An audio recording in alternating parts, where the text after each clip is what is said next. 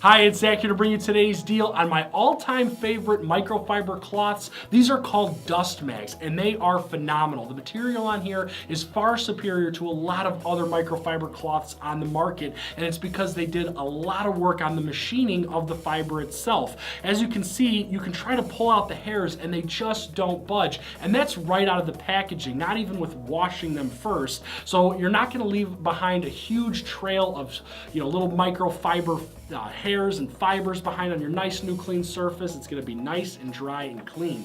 Now these are great for all sorts of different applications, whether you're washing your car, cleaning your windows, waxing, polishing, and they're ultra absorbent, so they're also great for drying. I actually use one in the kitchen to dry all my dishes, and it makes super short work of it.